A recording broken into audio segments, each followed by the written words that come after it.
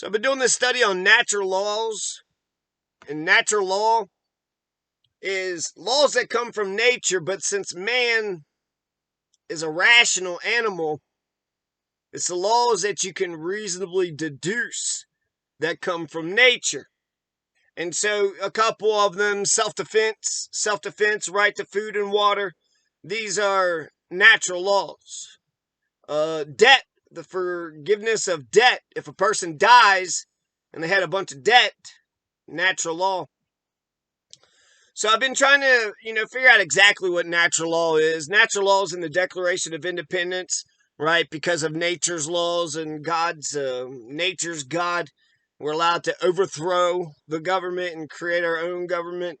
So natural laws is for self-defense, for revolution, for food, water, for, forgiveness of debt if you happen to die and you haven't paid your debt off. Now, I have gone through these different historical documents to extrapolate the different kind of natural laws that we can see throughout history. And I want to just talk about actually specifically just the 1804 Declaration of Independence, the Haitian Declaration of Independence. If you know anything about Haitian history, you had Toussaint Louverture, Toussaint Louvetti. You had Louvetti, and what did Louvetti do? He tried to, overthrow the French. Napoleon tried to reconquer them. And then Dessalines is going to reconquer the French. The French wanted to re-enslave the black man, not because of there was money to be made, and it was a good foothold in North America. But most importantly, it was to hold the black man down. Napoleon just wanted to hold the black man down. So, Jean-Jacques Dessalines,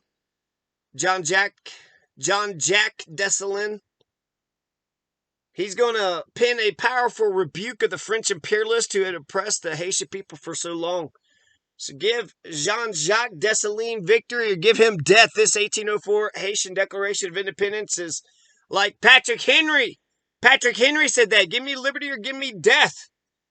But it would be like Patrick Henry if only one of his most abused slaves, if it was written by the pain and suffering of his most abused slave, whom he didn't free upon his death. That's right, Patrick Henry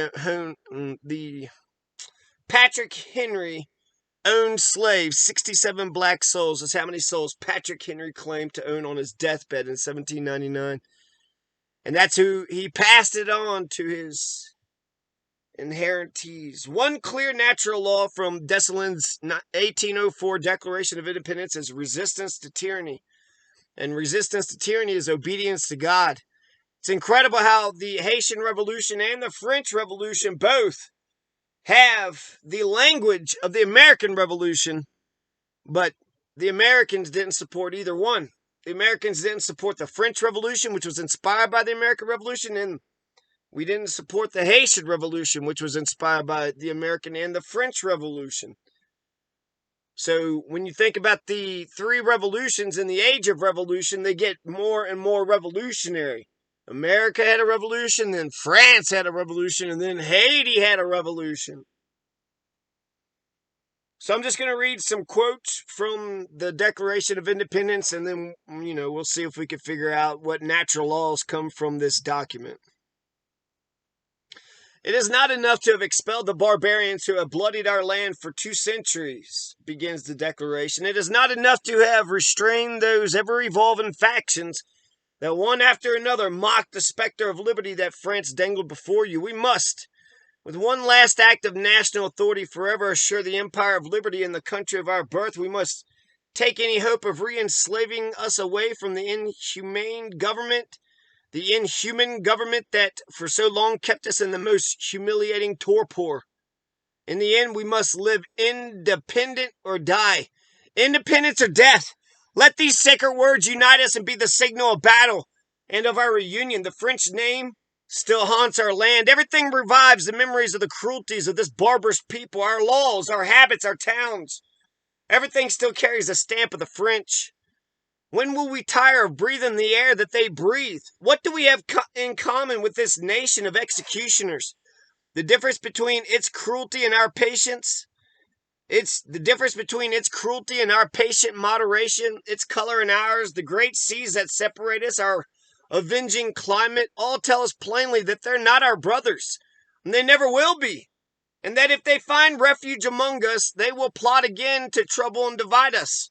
Our children have become the prey of these vultures. Remember that you had wanted your remains to rest next to those of your fathers. After you defeated tyranny, will you descend into their tombs without having to avenge them? No! Their bones would reject yours. Let us frighten all those who would dare try to take it from us again. Let us begin with the French. Let them tremble when they approach our coast, if not from the memory of those cruelties they perpetuated here, then from the terrible resolution that we have made to put to death anyone born French whose profane foot soils the land of liberty. We have dared to be free. Let us be thus by ourselves and for ourselves. What dishonorable absurdity to conquer in order to be enslaved. Let us walk down another path. Let us imitate those people who, extending their concern into the future and dreading to leave an example of cowardice for posterity, preferred to be exterminated rather than lose their place as one of the world's free peoples. In spite of being revolutionary firebrands, Jean-Jacques Dessalines was going to leave the rest of the colonies in the Caribbean alone. Peace to our neighbors, but let this be our cry. Anathema to the French name, eternal hatred of France. In fighting for your liberty, I was working for my own happiness, our independence eternal.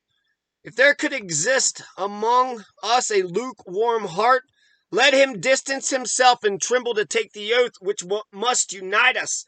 Let us vow to ourselves, to posterity, to the entire universe, to forever renounce France and to die rather than to live under its dominion, to fight into our last breath for the independence of our country. My name has become a horror to all those who want slavery, despots and tyrants. Curse the day I was born. You will sustain the liberty.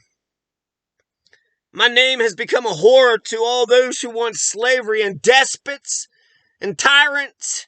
Curse the name. Curse the day I was born. Come on, let's get one good cut. My name has become a horror to all those who want slavery and despots and tyrants. Curse the day that I was born.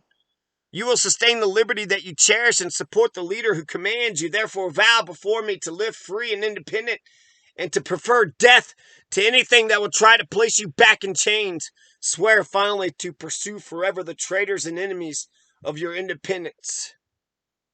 So, independence, freedom, liberty, resistance to tyranny. These are a couple natural laws. We have dared to be free. Let us be thus by ourselves and for ourselves. So, what natural laws? Freedom, right? Definitely freedom. Freedom and independence. Freedom, independence. There's a couple other ones. There wasn't so much like freedom of speech or anything. No tyranny, no slavery, the right to liberty, independence, and justice. Ah, sweet, sweet justice. Could you imagine being John Jack Dessalines back then? John Jack fucking kicked ass. John Jack fucking kicked ass.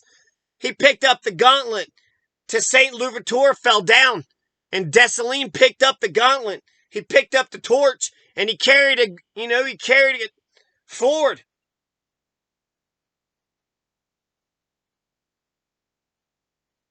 Justice is eye for an eye. Justice is an eye for an eye.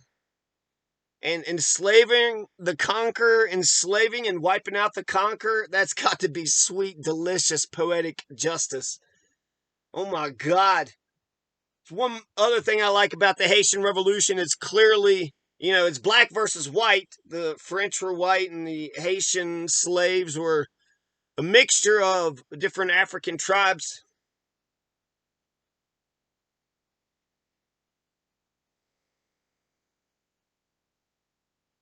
I forget what I was saying. Shit. That's an important thing too. But The thing I liked about Haiti, the Haitian, because it's black versus white, it's clear who the oppressor is and who the oppressed. We had to say the British redcoats. See, we had to turn, the white faces into the enemy. But it was clear. The white faces, are the enemy already in Haiti. In fact, there was some Polanders. John Jack Dessalines, like the Germans and the Polanders, the Polish. But he wiped out the French. After they won the independence, they went town to town and killed all the French in all the towns. And, yeah, I can't blame them. They were burying them up to their fucking necks and letting shit eat their faces off. And French were terrible to Haitians. But there you go. Independence, justice, no tyranny, no slavery, the right to liberty. What did he say at the very end? You should prefer death. You should prefer death than to ever be slaves again. You should prefer death than to independence. Give me liberty or give me death. So let's just read that last little line again. Therefore vow before me to live free and independent and prefer death, and to prefer death to anything that will try to place you back in chains. Fight to the death, not prefer death. But, right, if you fight, you could die, is the point, so. Slavery? Fuck you, motherfucker. I'm fighting or dying. I ain't gonna be no fucking slave. Swear finally to pursue forever the traitors and enemies of your independence. Jean-Jacques Dessalines.